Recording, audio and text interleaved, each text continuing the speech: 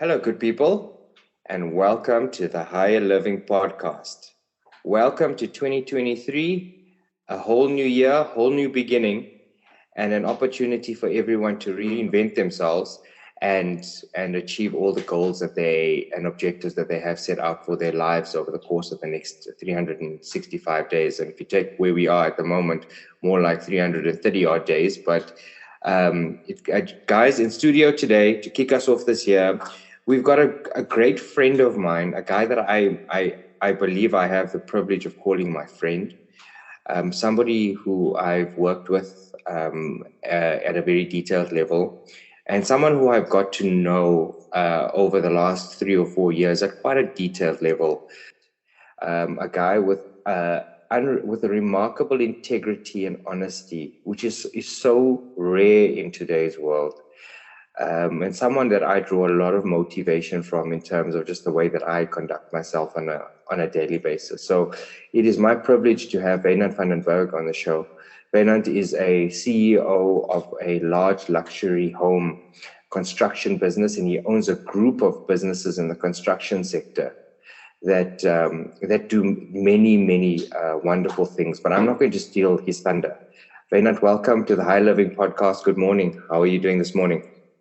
Sean, thanks a lot. Thanks for having me. It's a privilege to be on your podcast, and thanks for saying this nice things. I almost thought you're going to introduce someone else, but listen, I had to.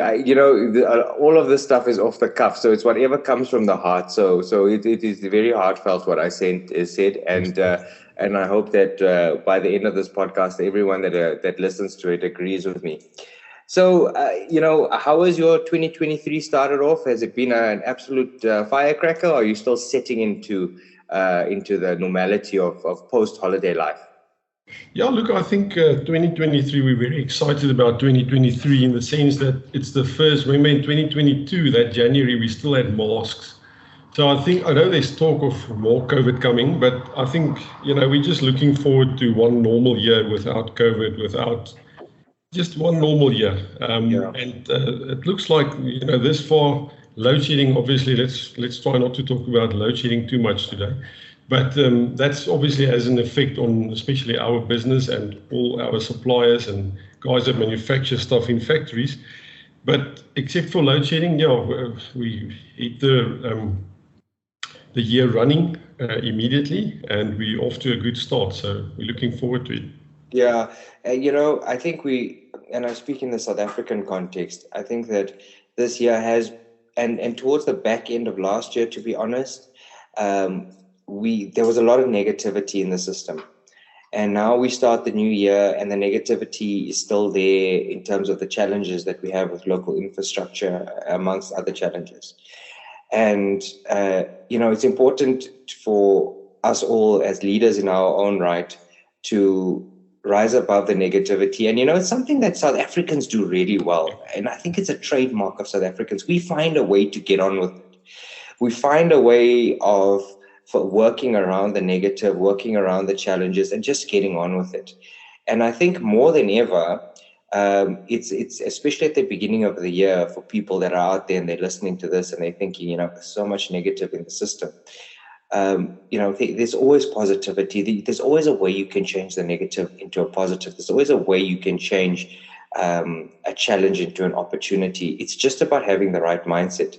But before we get into that level of conversation, Mr. Van Berg, give us an appreciation of who Wynand is. And, I don't know the story myself, and I do feel like I know you at a really granular level, but I don't know the full story of who you are and how you've become this really successful CEO with in the line of work that you do. So maybe give myself and the listeners a bit of an appreciation of, who is this gentleman that we have on the line with us?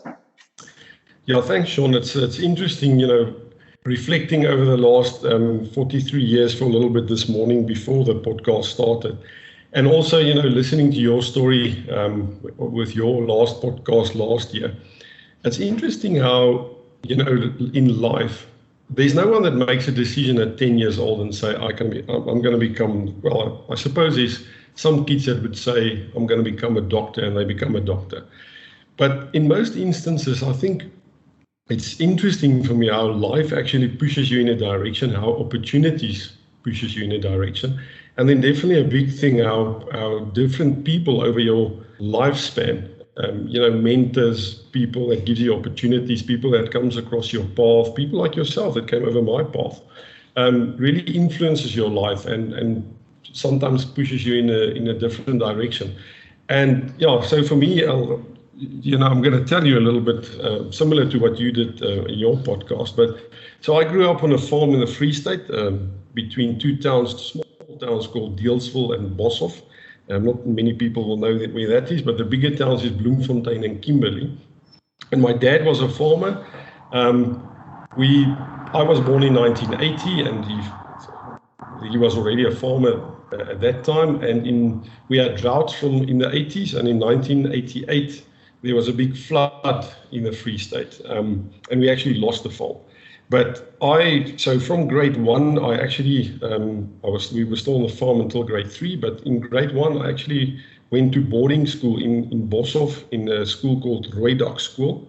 And boarding school, it sounds, to send a grade 1 kid to boarding school, it might sound crazy, but I've learned so much then, and the way that my parents brought us up. I've got a sister and a brother, and they were, I wouldn't say they were bad parents, that would be bad to say, but they really taught us independence. I'll give you an example.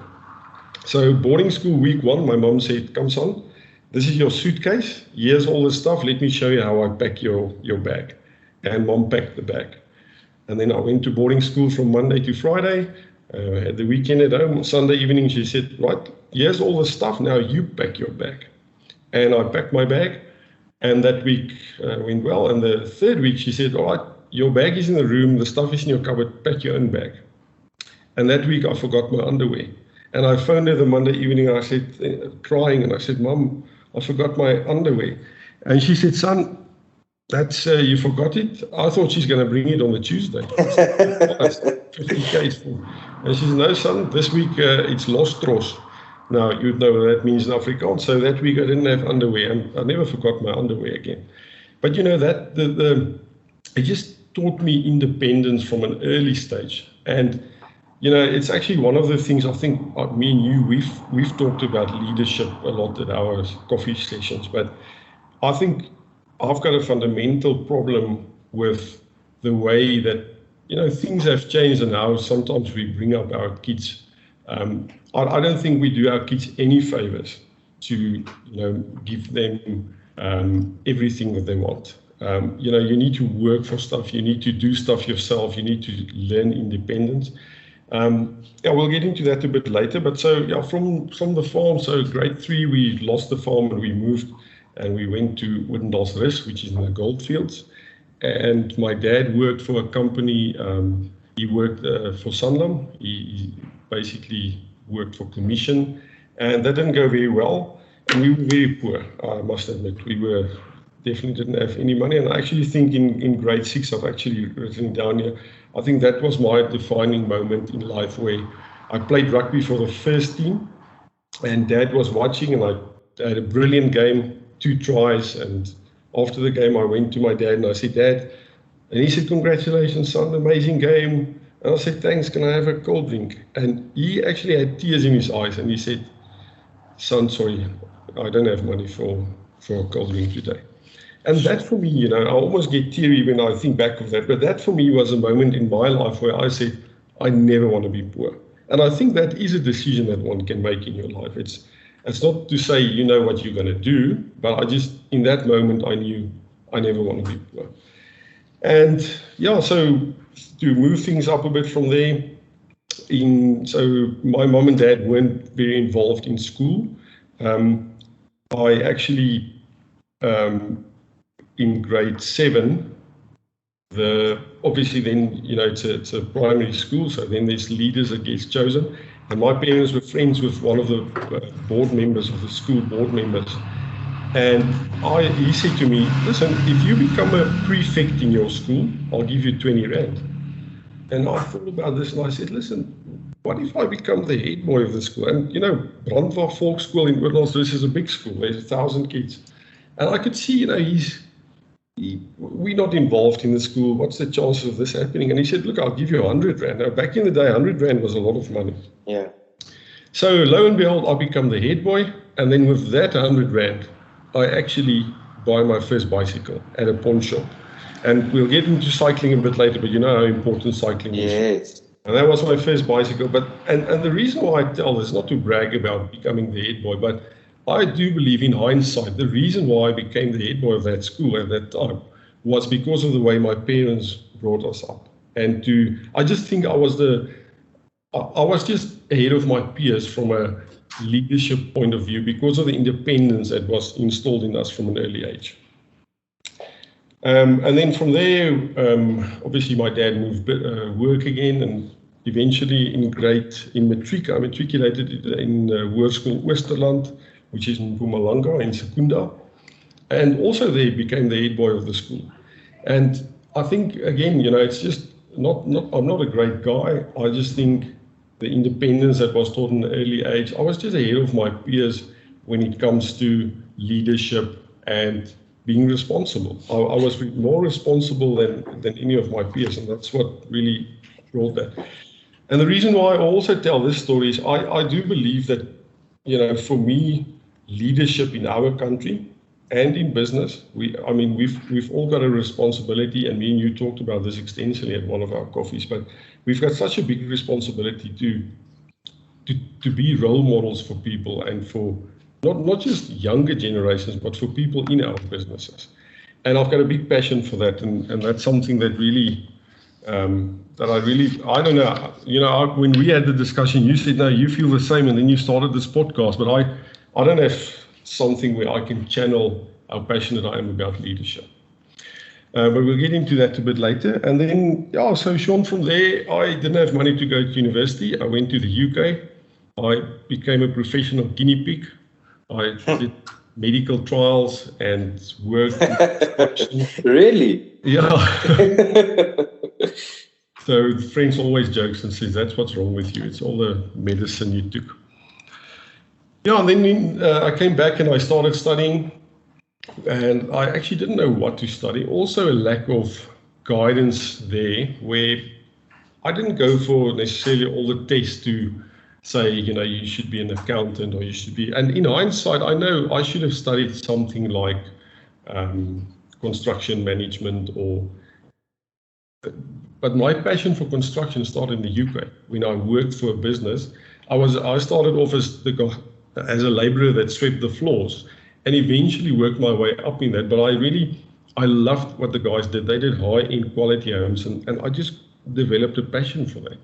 And when I came back to South Africa, I still remember clearly, I stood in the queue to register at university.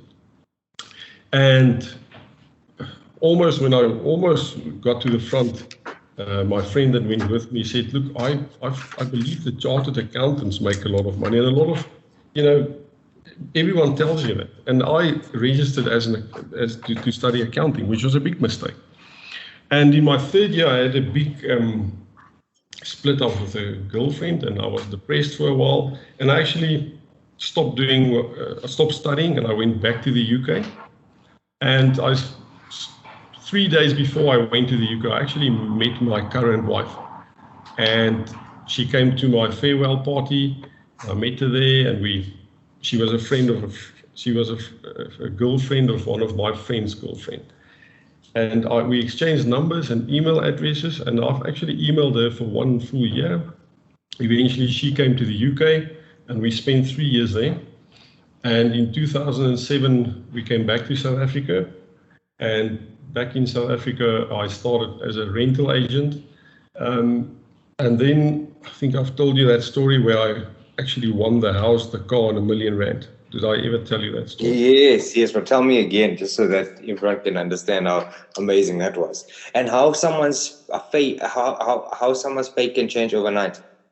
Yeah, so I think, you know, so then we came back, and I was a rental agent for a company there in the West Rand, and there was this competition on 94.7, and now Natasha and I, her dad, her family, obviously, they brought her up. We didn't stay together, so we lived separate lives in separate houses.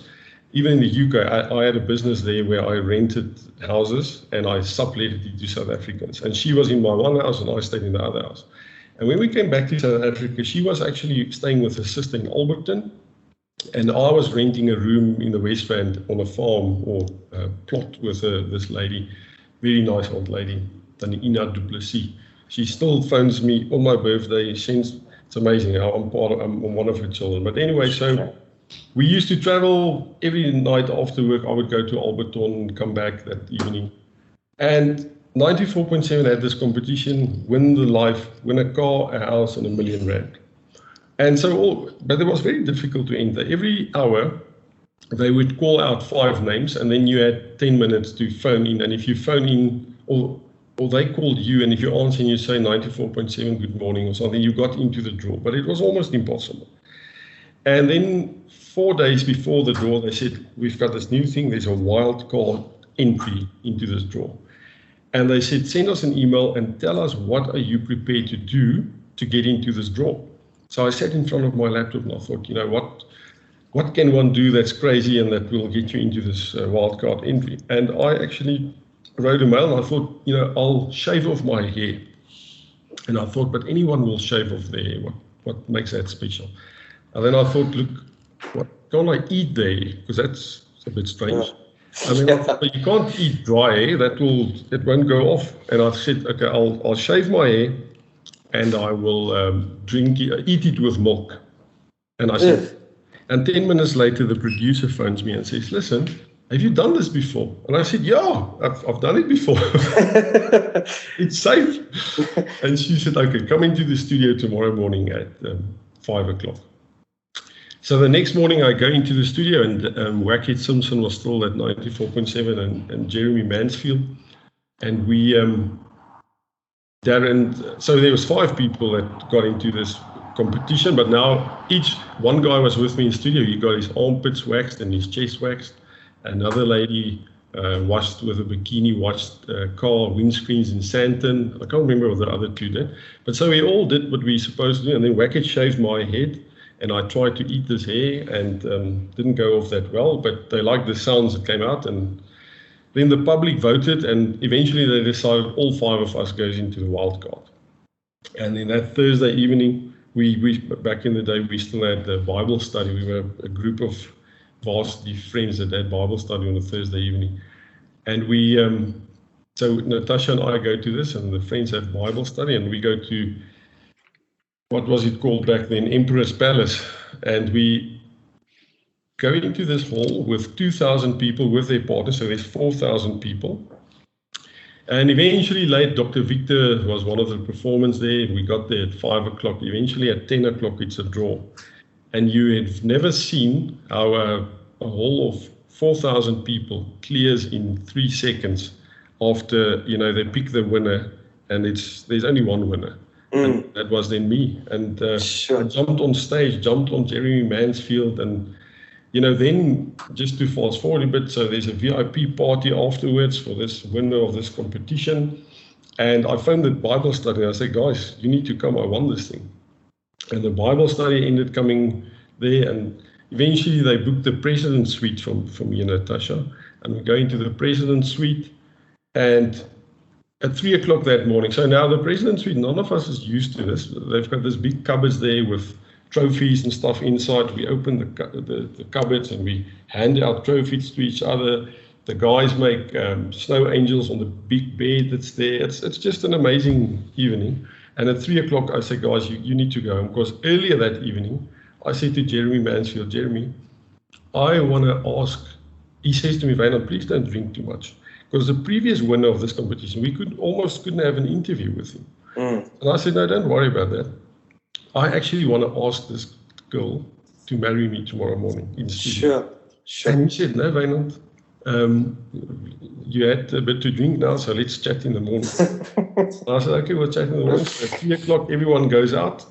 And now Natasha and I are on this big bed in the president's suite. And she says to me, because that evening, you know, there was a lot of attention on me. And she said, listen, your life's going to change now. You're going to get a lot of attention from everyone.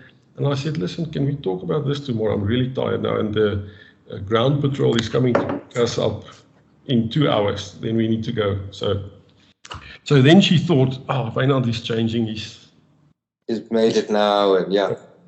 So the next morning at 4:30, we get up, she takes a shower, and I phone her dad, and he picks up the phone, and I said, Andre, I need to ask you something. And now we phoned him the previous night, and I said, listen, we're going into studio now, we're going to have a live interview. And I know, I'm supposed to ask the parents, but there's not time for that now. Would you mind if I marry your daughter? And he said, Wynand, I'm so glad you phoned. It's not about the money, but if you guys are really in love, I'm happy you can marry my daughter. And then when we got to the studio, Natasha still, so Jeremy Mansfield and Wackett was standing outside smoking. And I said to her, let me just go and talk to these guys. And she said, no, I'm coming with. And I said, no, you just wait here. And then she thought, look, he's not even inviting me to talk to the guys. It's over. She thinks that the writing is on the wall. And then we go into, and I said to Jeremy, can you remember I asked you, I want to marry you? He said, are you sure? I said, yes. And then in studio, live on air, I proposed to Natasha. And sure. Yeah, we got married, and we've now been married for 15 years. We've got twin boys that's 9 years old. Yeah. And so that was obviously a life changer for me. And I think that was a stepping stone in my life, coming out of a poor family, not completing my accounting studies. So then I changed from the rental agent. I actually started a maintenance business called A to Z Maintenance, and that grew and grew. And so we started to do massive renovations, and eventually I got my dad into the business. And in 2013, we registered Skyfall Construction. And, Skyfall, I think from the onset, we said we want to be, and, the friends, and this is also where I wanted to bring in, how people really influence your lives. But the people that I met at varsity, because obviously studying accounting, all your friends is either chartered accountants or engineers. So the people that I've met over my lifespan, it's just, I think they've got a big part of the way that we run Skyfall and the professional way that we try and do stuff. And my dad always, he taught us, always be honest and always work hard. And the core values in Skyfall is honesty, transparency. We want to be the gentlemen in the game, and and excellence is the last one. And you would agree that the systems we have in place and the way that we operate, it's not to make our lives easier. Yes, it does that, but it's also to give the client an experience that's different to anything out there. Absolutely. This is, I felt like I knew you on some level, but now I realized that I didn't actually know a lot of this. I had a completely different understanding. It was obviously a very naive understanding, or very uninformed is maybe the better word, understanding of how this business started. I was under the impression that your dad had started Skyfall, and you took over the business once he had reached a certain age. I had no idea of the struggles in between. And I also had no idea that deep down beneath the beast was this romantic animal, which we'll get back to in a few minutes' time. But I want to ask you a few questions related to the story, because I find it fascinating. So the first thing is, I want to talk about your upbringing and your views on the independence that you received at a young age, and how that independence differentiated you from the pack, and how you believe that independence has, to a large degree, played a role in getting you to where you got to in life. Now, do you have any siblings? Yeah, I've got a brother who's part of Skyfall. He's one of my project managers, Quentin. Yes. Very good project manager. And my sister is also in Johannesburg. She works at Nedbank. She's the older one. I'm the middle child, and then my brother is the younger one. And do you believe that upbringing benefited your siblings in a similar way? Definitely. I think, just interestingly, my brother, so he's 6 years younger than me. So we went to the same high school, and we we went to different primary schools. But he was also head boy of his primary school and head boy of his high school. Okay. And my sister, interestingly, so I think she would probably have done the same, but my parents moved jobs and we relocated in the years when she was supposed to be leader of her school. So she came, so for instance, grade 9 into a new school, and then, you know, the chances of it. But I believe, Sean, it's really, and I think at a school level, it's obviously that much important to just be more responsible and to. Well, I'll give you an example. So we've got lots of friends that's also. So my children is now 9 years old, the twins. So, I mean, 9 years old, and I mean, even when they were 8 years old, and in Steyn City, I mean, you know what it's like in Steyn City, and even now in where we're staying now, in the estate where we're staying now. But, you know, I let my kids go on their bicycles and say, guys, go and enjoy yourselves, but stay together. And if one falls, and it's happened, where one falls and the other one comes back and says, Dad, come and help the one that's fallen. I think it's something simple, and people might say, but that's irresponsible. But I think it's so important for kids to know we're independent, we can do this, we can explore, we can go further, we can challenge ourselves. And if you don't do that, and I do think that if you spoon feed your child his whole life until he's 18 years, and this goes for schoolwork as well. You know, we know people that their homework, kids' homework, gets basically done by the parents, and they don't teach the child how to teach themselves and how to learn themselves. They actually spoon feed them until they are in grade 12. And then I think the injustice that you do is later in life, your child has a problem, because now suddenly there's no one to do this for you. It's so true. It's so true. I mean, that's an opinion, but that's an opinion that I feel strongly about. And luckily, my wife deals that. You know, she shares that sentiment with me. And I mean, similar. I didn't tell you that part of it, but when we left boarding school in grade 3 and we went to live in town, first day after school, I came home. I said, Mom, everyone, when they go to school, they've got this kostblik with sandwiches in, and how does that work? And my mom said, look, let me go and show you. Here's a kostblik, ice cream container, and here's the bread. Make yourself a sandwich. And I think, you know, that's what we started to do, is to say to the kids, here's the bread, make your own sandwich. Because it's something simple that a kid can do. But for some reason, moms make sandwiches until they matriculate. Yeah. Look, I'm also a parent of 3, as you know, and I believe that there's that I honestly believe that parenting is not a one-size-fits-all methodology. Yes. And it comes from the fact that family cultures are different. Yeah. But I think there's a lot of truth in what you say around, you know, letting your children feel a little bit of the struggle, whether it's making their own sandwich or changing themselves or bathing them, whatever it may be.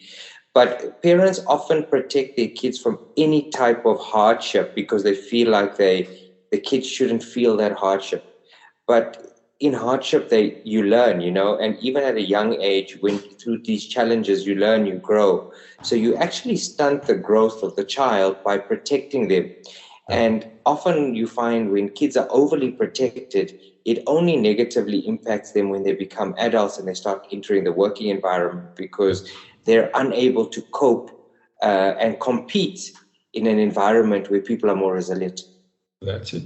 And also another example is, you know, when your kid has a problem at school with another child, or there's a problem, my parents never got involved in that.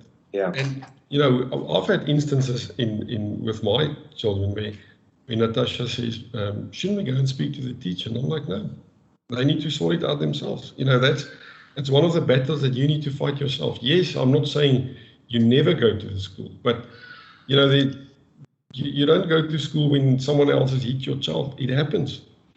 Yeah. Let the child sort it out. You know, and if you can see there's now a problem, you know, it really is getting out of hand. It's the kid can't cope anymore. Maybe then go to school, but I'm a firm believer that, sort out your own battles and that it teaches you stuff.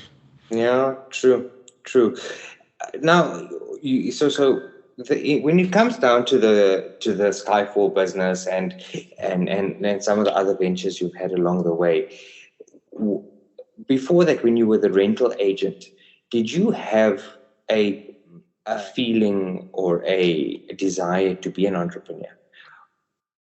Yeah, did you know that you wanted to be your own boss at some level? Yeah, so I think, in my total career since I was 18 years old, I think I've worked full-time for companies 2 years. Okay. And again, so after being a rental agent, when I started A to Z Maintenance, so how I got into, so we've got the other business that I'm part of called The Living Room. My first year roommate at Varsity, a guy called Andre du Plessis, is actually my partner in this business. But we've now got 400 units under our portfolio that we rent out on a monthly basis. But let me tell you how someone in my life got me into this. So we did maintenance for a guy called Hugh Morgan, and he had a complex of 24 units in Cresta area. And he phoned me one day and he said, "Wynand, can you come and see me, please?" And I went into his office and Hugh said, you're doing the maintenance in the complex already. Can you please do the rentals for me as well? And I said, "Look, we're a maintenance company. We don't do rentals." He said, "How difficult can it be? You just send a statement to them every month, place an ad." And got that first 24 units. And they just grew from there steadily over time. And now it's we've got a branch in Cape Town, we've got a branch in Gauteng, and it's grown to 400 units. And I think, when the maintenance got going and the rental business started, that's where that almost pushed me in the property direction. And then obviously the maintenance grew into the renovations and eventually into Skyfall construction, which is more my passion, is new, the satisfaction of completing a beautiful home. It's so nice. But I think I would say that was also one of the triggers where I realized, okay, because I wasn't sure that A to Z Maintenance was going to work. But when I started the rental business as well, I'm now an entrepreneur. And then, once you're there, this, you can't go back. There's no way you're going to go and work for someone again if you've started your own business. Yeah. Now tell me, how did you teach yourself the skills along the way? So you were a rental agent, then you were a maintenance guy, and now you build luxury homes in the most prestigious estates in the country, and probably the most prestigious estate in the country at the moment. How did you teach yourself the different skill sets to do that? Yeah, so sure. I think very important, the skill sets. So from accounting, so my wife's obviously an accountant and she's the accountant of the businesses. That helps a lot to have her in the business. And then very important, and I think it's a good question.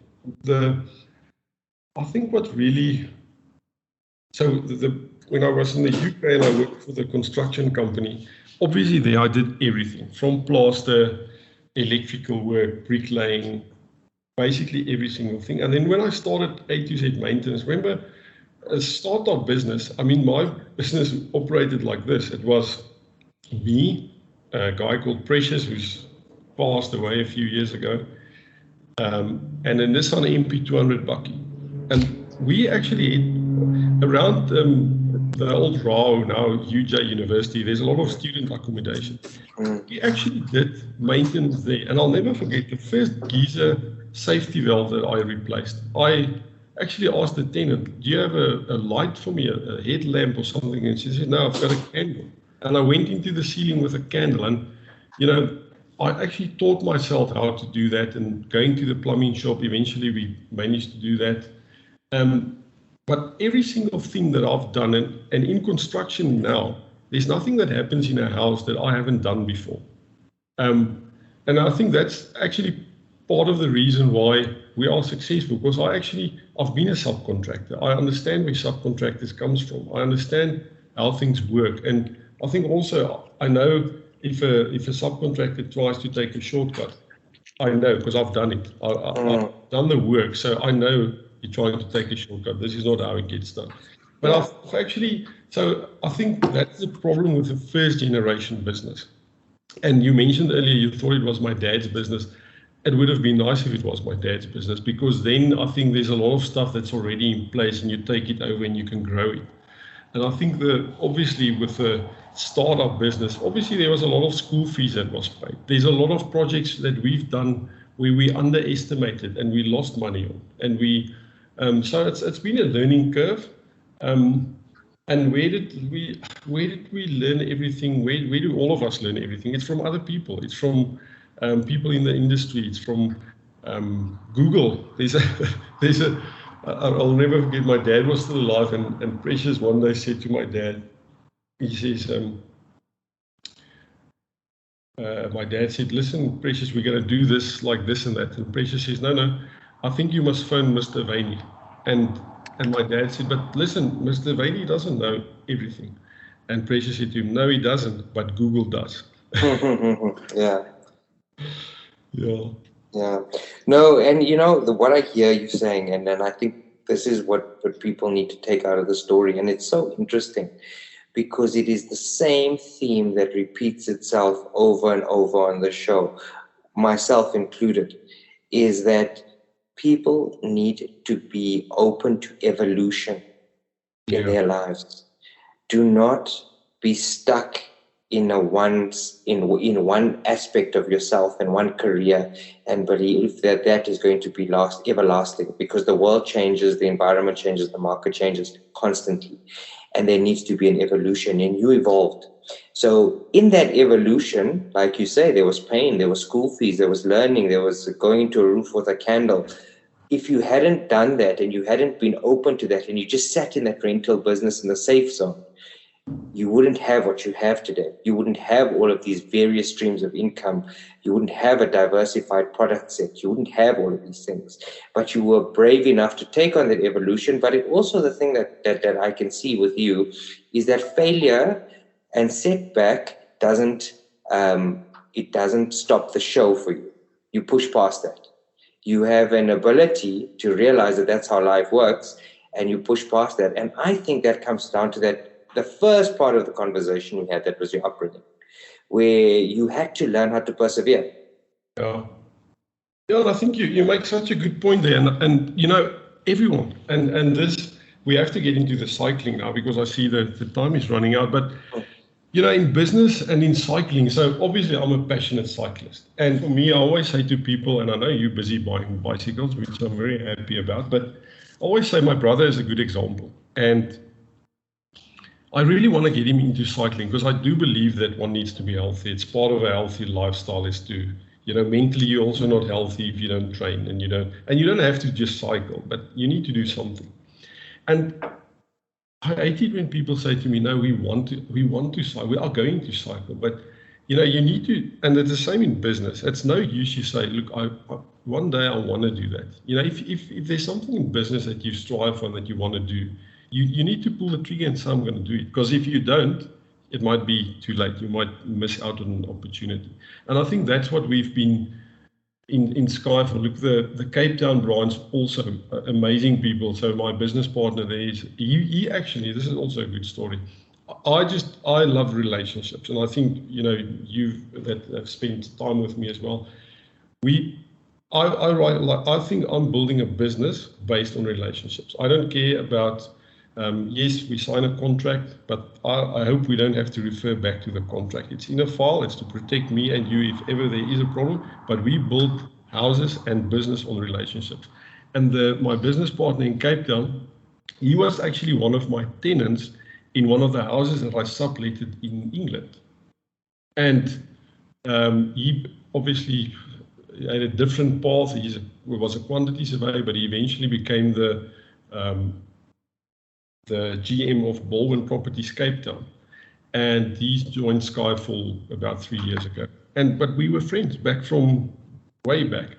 And, just to see how Skyfall Cape Town has developed and how Skyfall Cape Town is also, we thought, because Skyfall Gauteng is, we do 5 to 6 luxury homes a year, we don't believe to do more than that, because then you don't get the personal attention that you would necessarily get from us if we only do 6. And we've seen it, I've seen so many construction companies over the last 12 years that came and gone, and most of them, what happens is they start off with 1 or 2 houses. Eventually, they try and build 10 to 15 houses, and then they fall over because the growth is just too fast. And it's very different to build developments, 50 two-bedroom flats that you sell off, and to build for housewives. I call my client housewives, because the attention that a housewife wants on a wall that you finish is very different from development.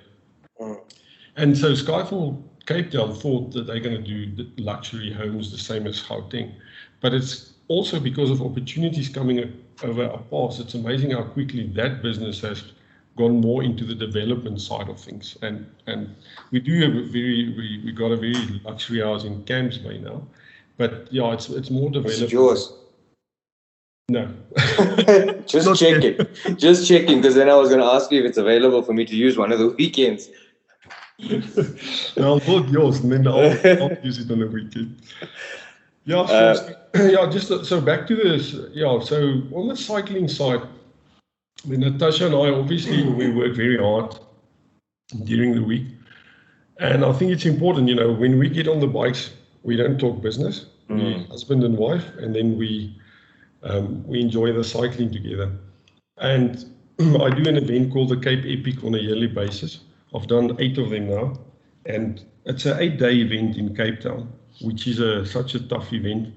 And so what's special about this for me is I've now done 8 of this year. I will do my 8th one with 8 different partners, all of them first-time epicers, and they're all finished. And one of them is my wife, and we're still married. So for me, it's one of it's so nice to take. And most of the guys that I obviously take through that is good friends of mine. And that I've known for many years. And there's just something, and I think it's the same for people that run the Comrades or that does Ironmans, or there's just a sense of accomplishment that's very difficult to explain to anyone. And it's so important for the body, not only the mind, to be exercised and to be stressed and to be pushed and to be challenged. It's for the body to stay stagnant and not develop. It's not what we were designed to do. That's why the body, and it's just such a great feeling, the feeling of the endorphins, and it's just the best feeling in the world, especially when you go through something strenuous. But Wynand, we're running out of time, and I have 2 very important points that I want to touch on. And I haven't prepared you on this, so it's a little bit unfair, but I know that you can roll with the punches, as they say. The first thing is there's a lot of aspiring entrepreneurs out there. A lot of people have started this year and they are tired of being in work environments that they hate. And I am being harsh there. And they have a passion to do something else. And they don't believe they can for various reasons. And every time they think about making the jump, they almost there, but they don't actually jump. If that person was standing in front of you and you could give them one piece of advice in terms of how to make it, how to step out of the fear zone and step out of your comfort zone into the fear zone and embrace the possibilities of infinite, what would that be? Yeah, sure. And I think that's actually a question that actually does come over my path quite a bit, is where friends and people ask me, I don't want to do this anymore. How do I do that? And I think, it's obviously, there's a lot of stuff that goes on into this one question. But I think very importantly is, where is that person in life? Are you married? Do you have a family you need to take care of? Because that makes a difference. It's easy if you a one-man band and you start something else, you can go and stay at a friend's house or at your parents. But if you've got a family that you need to look after and you want to suddenly change direction completely, it's a lot more stress on someone. So I think my answer would definitely be to, if you want to change direction completely and do something completely different, start doing that. Because I do believe that, 8 to 5 jobs, no one that doesn't, and I think we learned this in COVID, no one works 8 to 5. everyone that has an 8 to 5 job, yes, you at the office from 8 to 5, but you don't work from 8 to 5. You drink coffee and you check your social media, and there's a lot of things that happen, but you definitely don't work for 8 hours a day. And I think as an entrepreneur and someone that wants to change direction completely, there's a lot of time in the day. And if you want to start something else, start it as a sideline, but don't just quit your job and cut your income completely and try and do something new, because the chances of that, I mean, you've started, we've talked about this before, but no business that you start today makes money at the end of this month. It's probably only going to make money in 2 or 3 years time. Exactly. So that would be my thing. Don't say I'm stopping my income completely and I'm going to start this new business. The chances of that surviving, unless you're a trust fund baby with lots of money from mom and dad, yes, that can work. But if you don't have a good cash flow, don't make rash decisions. And when I look at you, and this is now question number 2, when I look at you, and if I look at how I experienced you and experience you and know you, I think one of your biggest assets is your ability to develop relationships and the ability that you have to nurture relationships. And that is something that the Lord has blessed you with. It doesn't look like you try. It looks like that's just something that you can do. What is your recipe for people out there in terms of growing networks and growing relationships? What should they be doing? Yeah, sure. I think I'm lucky in the sense that, from a young age, Dad installed this thing: be honest and be transparent and work hard. And I think, for me, it's just, and I've got obviously there's different personality types out there. And I think my personality is a giving personality. So I'm a people pleaser, which is not always a good thing. I think in some instances especially when I was younger, I think people step on you when you're a people pleaser and they take advantage of that. But I think being a people pleaser for me in business as well, it's not about what Skyfall and myself can get out of someone. It's what we can give to someone else. And I think that giving attitude is that's what builds relationships. That's 100%. Yeah. 100%. You want to develop a network, people? You want someone to a mutually beneficial network? Ask yourself a question, not what can I get, what can I give? That's it. Give first and don't expect to get, and the network takes care of itself. And the more you surround yourself with people like that see the world that way, the richer your network will be in every sense. Not only financially, but from the quality of engagement perspective and many other perspectives.